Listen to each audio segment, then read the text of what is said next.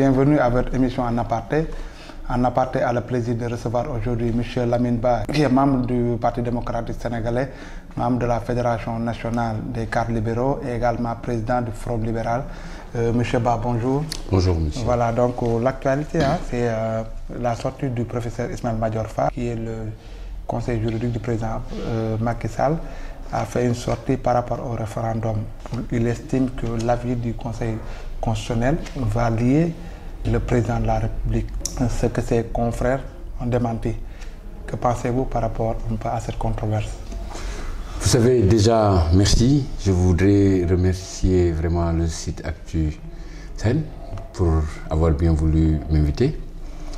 Par rapport à votre question, vous l'avez dit vous-même, aussitôt que monsieur le professeur Tailleur ait fait sa proposition, des juristes avertis de ce pays ont pris le contre-pied de ces déclarations. Cela dit que, comme vous l'avez dit, il est ministre conseiller du président de la République, il est constitutionnaliste Tailleur. Nous ne savons pas qu'est-ce qui le lie avec le président de la République pour qu'il veuille aujourd'hui retoucher notre Constitution. C'est de ça qu'il s'agit. C'est de ça qu'il s'agit. Vous savez, le conseil juridique n'a aucun pouvoir. Il conseille le président de la République. C'est au président de la République de voir ce qu'on lui conseille par rapport aux attentes des Sénégalais en la matière. Malheureusement, ce qu'on nous donne aujourd'hui est carrément très loin de ce que les Sénégalais attendaient de cette réforme-là. Parce que je dois vous rappeler qu'on est parti d'une promesse de réduction du mandat pour arriver à une promesse d'organisation d'un référendum pour le mois de mai, ce qui aujourd'hui est carrément laissé à côté pour qu'on se retrouve dans une situation de projet de révision constitutionnelle. C'est un projet de révision constitutionnelle parce que les réformes énoncées par le président de la République touchent un certain nombre de dispositions de la Constitution de notre pays. Notamment la question liée à son mandat. La question liée à son mandat. Sur cette question, on s'attendait à une plus grande visibilité, mais nous sommes encore dans la cacophonie. Cacophonie parce que tout simplement, la question n'est pas tranchée à ce jour. Le président semble vouloir transférer cette question qui relève de sa responsabilité au niveau du Conseil constitutionnel. Et que c'est ce qui explique la sortie malheureuse de son conseiller Tailleur pour nous dire que le président, l'avis du Conseil va forcément lier le président de la République. Monsieur Lamine Ba, comment expliquez-vous le fait que jusqu'à ce jour, la date du référendum n'est toujours pas connue et que le corps électoral également n'est toujours pas convoqué? Certains pensent que le président cherche à gagner du temps pour surprendre l'opposition. Partagez-vous cet avis? Je partage déjà, non seulement je suis d'accord qu'il cherche du temps, mais plus loin, c'est qu'il n'a pas le droit, de suspendre l'ensemble du pays sur une promesse. Vous savez, ce qui se passe est extrêmement grave. Pour la première fois depuis plus de 60 ans, que tout le pays est là, dans la confusion totale, dans l'incertitude par rapport à notre agenda républicain. Et vous êtes sans savoir quel est l'impact, le poids du respect du calendrier républicain dans une bonne gouvernance et dans une démocratie normale. Donc si nous en sommes à ce stade-là, cela traduit l'amateurisme du pouvoir en place, le manque de respect de nos autorités par rapport aux institutions et à leur viabilité et également pour la stabilité de notre pays. Donc moi je considère que c'est une situation inédite à laquelle il faut remédier le plus rapidement possible, c'est-à-dire fixer définitivement les Sénégalais, donner les dates pour ce référendum-là et présenter les termes de référence de ce référendum pour que les Sénégalais puissent savoir vers quelle réforme veut-on vraiment nous mener. Voilà, donc un des alliés du président de la République, en l'occurrence Jean-Paul Diaz, a proposé que le président démissionne en 2007 plutôt que d'organiser des référendums. Partagez-vous cette option? Mais non, je vous ai dit tout à l'heure qu'il faut comprendre les choses de façon chronologique. C'est le président Macky Sall qui avait pris l'engagement de réduire son mandat. Il en a fait état lors de sa prestation de serment et à toutes les occasions qu'il a été allé représenter le Sénégal à l'international, aussi bien pour demander des fonds, pour lever des fonds par rapport au financement du Sénégal, du plan Sénégal émergent. Cela dit, si aujourd'hui nous dépassons ce stade-là de promesses qui pouvaient être faites sans pour autant que le Sénégal dépense de l'argent, parce que, vous savez, c'est une situation qui est prévue par la Constitution. Le président a la pleine latitude de démissionner pour nous éviter, pour nous faire l'économie de tous ces débats inutiles, de tout ce gâchis économique, parce que dites-vous bien qu'un référendum coûte excessivement cher. Mieux, nous allons faire un référendum courant juin 2016. Si les Sénégalais diront oui, nous allons organiser en 2017 une élection présidentielle. Dans la même année, une élection législative. Ce qui nous ramène à 3 élections d'envergure nationale, dont le budget sera quand même élection présidentielle x 3. Est-ce qu'on a les moyens? Est-ce que l'économie nationale, à l'instant T, peut supporter de telles dépenses? Est-ce que, vous savez que des élections, c'est du temps perdu, c'est le pays à l'arrêt, parce qu'il y a les campagnes, il y a l'attente des résultats, il y a la proclamation des résultats qui peut être contestée, dont on ne sait même pas l'issue. Tout ce temps-là, vraiment, on attendait du président de la République qui nous prône la bonne gouvernance, la rationalisation des deniers de l'État, le travail. On aurait attendu de lui qu'il ait le courage, qu'il prenne son courage en main, qu'il passe par la Constitution, la démission, ou qu'il passe par l'Assemblée nationale où il a la majorité pour quand même nous faire l'économie de tout cela. Voilà, un autre sujet de controverse, c'est par rapport au taux de croissance économique du pays du Sénégal. Le président l'a appelé lors de son adresse à la nation, a parlé de 6,4. Or, le FMI parle de 5,1%. Quel commentaire vous en faites? Écoutez, on ne nous a jamais donné des chiffres exacts. Nous avons toujours dit au président de la République que son ministre de l'économie est un fabricant de chiffres. Il donne des chiffres qui ne sont pas du tout fondés et que c'est très dangereux pour l'économie nationale. Maintenant, sur les chiffres énoncés, nous n'avons jamais été d'accord avec les chiffres parce que nous pensons qu'il est dans une politique de chiffres qui ne se répercute nullement, non seulement sur le panier de la ménagère, mais sur le vécu des Sénégalais de tous les jours. Donc, cela dit, annoncer un chiffre d'affaires de 6,4%, on aurait tous aimé que le chiffre d'affaires, le taux de croissance atteigne ce chiffre-là. Mais malheureusement, nous ne voyons pas dans l'économie nationale quelque chose qui a changé, qui pourrait nous amener de 4,9 à 6,4% comme ils l'ont énoncé. Si vous prenez la politique économique développée par le président Macky Sall, mais il l'articule autour de points focaux. Les points focaux, c'est l'agriculture, c'est le tourisme, c'est le secteur minier. Dites-moi, vous, Sénégalais, qu'est-ce qui a changé dans ces secteurs-là pour qu'on puisse aujourd'hui parler d'un taux de chiffre, d'un taux de croissance? L'agriculture, cette année, venons-en, l'agriculture. Avec 900 000 tonnes. Je vais vous dire une chose. Les chiffres avancés au niveau de l'agriculture sont des prévisions.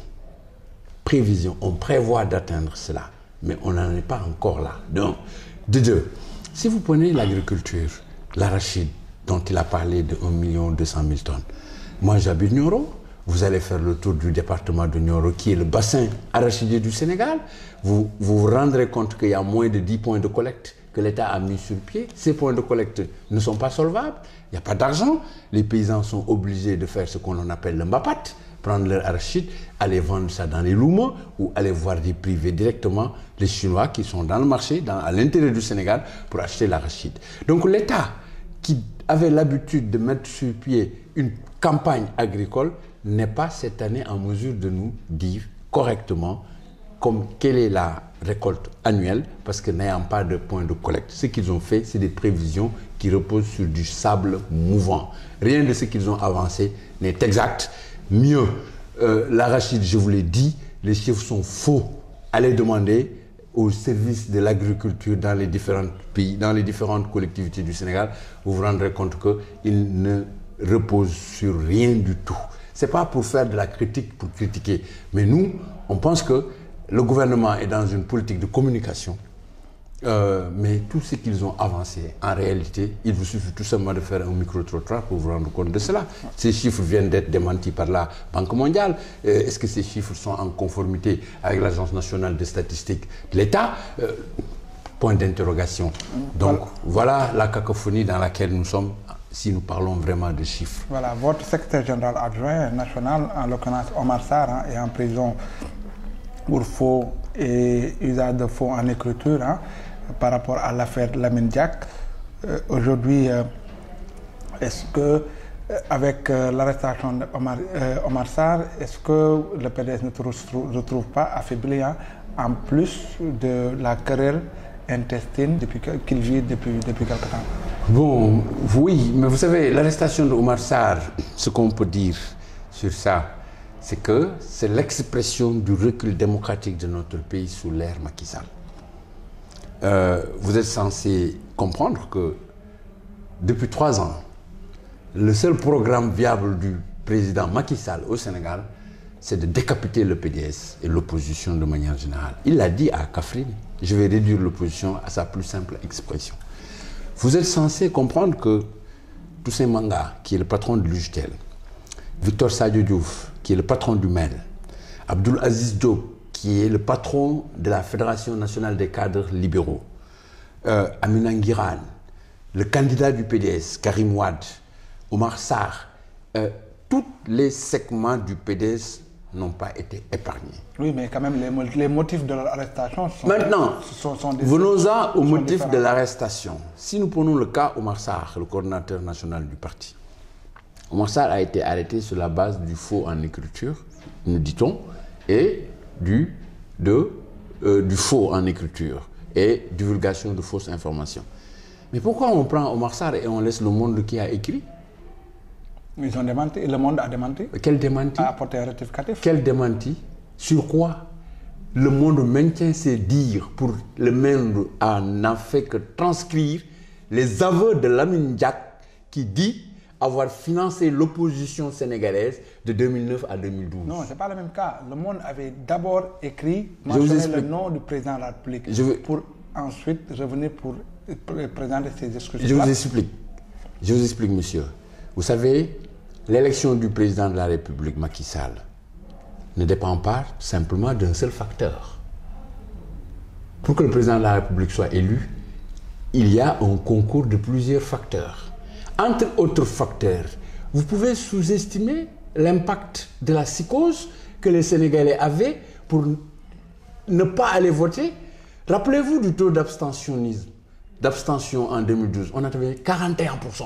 Pourquoi les Sénégalais n'étaient pas partis voter? Parce qu'on a financé à hauteur de milliards des groupes de jeunes, il y en a marre, des groupes de mouvements de citoyens, une partie de la société civile, des partis politiques sénégalais, des leaders de partis politiques sénégalais, pour qu'ils mettent ce pays en feu et en sang. Voilà ce qu'on a fait pendant 3 ans et sur laquelle nous attendons toujours le président de la République pour qu'il ouvre une enquête et que cette affaire soit tirée au clair. C'est une vraie tâche pour notre démocratie, que des partis politiques, que des organisations de la société civile qui disaient à l'époque ne jamais avoir un sou venant de l'étranger et qu'ils étaient tous engagés pour faire partir Wade, puissent le faire en dehors de toute légalité, en dehors de la décence et de la morale politique. C'est ce qui s'est passé. Donc, le Monde est clair et formel. Ils ont financé l'opposition d'alors, mais M. Macky Sall était dans l'opposition. Il était dans l'opposition. Et ce n'est pas parce que tout simplement qu'on ne lui a pas remis de l'argent directement que l'argent sale de la drogue des Russes donné par Lamine Diack n'a pas impacté l'élection présidentielle en tant que telle. Donc nous maintenons ce que nous disons. Omar Sarr, ce qu'il a dit, il n'a fait que transcrire et commenter ce que Le Monde a dit et qu'il l'a dit par rapport à ses prérogatives de secrétaire général national du parti, qui a toutes les prérogatives pour engager le parti, engager le comité directeur sur des questions précises. Donc ça, on ne peut rien dire. Ok, le parti, certains responsables du parti font appel à Wade pour qu'il revienne au pays et que, voilà, mener le combat. Est-ce que vous pensez que vous avez besoin de l'appui de Maître Wade quand même pour engager le combat? On n'a pas demandé à ce que Wade vienne pour mener le combat, parce que nous menons le combat. C'est Aïdembo qui l'a dit. Moi, je suis allé à Nioro demander le retour de Ablaye Wade. Parce que, tel que notre parti est organisé, il est aujourd'hui le seul tributaire et détenteur du pouvoir. Il n'a qu'à venir. Moi, je ne peux pas convoquer le comité directeur. Omar Sarr était le seul qui remplace Wade. Aujourd'hui, il est en prison. Les autres n'ont pas là les prérogatives pour convoquer les instances du parti. Donc Wade étant le seul qui peut le faire, nous lui demandons de revenir, réorganiser le parti, mettre quelque chose devant le parti et encadrer le parti pour qu'on continue la lutte aussi bien pour le rétablissement du parti dans ses droits, mais également pour que le Sénégal retrouve toute sa dignité, toute sa lenteur de la démocratie. Voilà, Mamadou Diagne Fada, votre frère de parti, réitère son engagement, son ancrage au PDS, malgré la décision d'exclusion prononcée par la commission de discipline. Est-ce qu'aujourd'hui vous êtes dans une phase d'ouverture? Est-ce que vous êtes prêt à l'accepter à nouveau dans le parti? Je suis légaliste. La page de Fada est tournée. La page de Mamadou Diagne Fada est tournée. Je pense que s'il veut revenir dans le parti, il n'a qu'à passer par la porte normale et légale. La porte normale et légale, c'est de saisir la direction du parti pour demander à réintégrer le parti et les instances du parti. Et ça, ce n'est pas de mon ressort. Moi, je considère la page Fada tournée. Je considère que Fada n'est plus membre du PDS. Il a été exclu par les instances du parti et c'est là où je peux m'en tenir. Et maintenant, quand il déclare qu'il est prêt à démissionner du poste de la présidence du groupe parlementaire des démocrates et libéraux, à condition qu'on maintienne El Hadj Cissé et Fat Thiam à leur poste, est-ce que vous le comprenez? Je ne comprends rien de ce que Fada dit et de ce qu'il veut. Ce que je sais de Fada, c'est que c'est quelqu'un qui a tout eu du parti, qui à un moment donné ne s'est plus soucié de l'état de santé du parti, encore moins des enjeux du parti. C'est quelqu'un qui s'est donné le droit de défier le parti, de défier le secrétaire général national du parti, de compromettre les intérêts du parti. Voilà ce que je sais de Mamadou Diagne Fada. Maintenant, il est exclu du parti. Ce n'est pas ma décision, c'est la décision du parti. Je ne le considère plus comme étant membre du parti et je ne crois pas que le parti soit aujourd'hui dans une disposition ou dans des dispositions de négocier quoi que ce soit avec Mamadou Diagne Fada. Vous êtes très proche de Karim Wade. Une dernière question. À quand remonte votre dernière rencontre et comment ça porte-t-il? Il va à merveille et c'est l'occasion pour transmettre ses vœux les plus chers à l'ensemble des Sénégalais qui ne l'ont pas rencontré depuis le début de l'année, à tous les mouvements de soutien, à tous ses amis sympathisants, à qui il souhaite une très bonne et heureuse année. C'est aussi l'occasion de le dire, il est toujours en excellente forme, toujours prêt et disponible pour porter le flambeau et aider les Sénégalais et le Sénégal à sortir de cette situation regrettable et désastreuse. Je vous remercie, M. Ba. C'est moi qui vous remercie. Je vous remercie, chers internautes, d'avoir suivi l'émission. Je vous rends rendez-vous la semaine prochaine, Inch'Allah.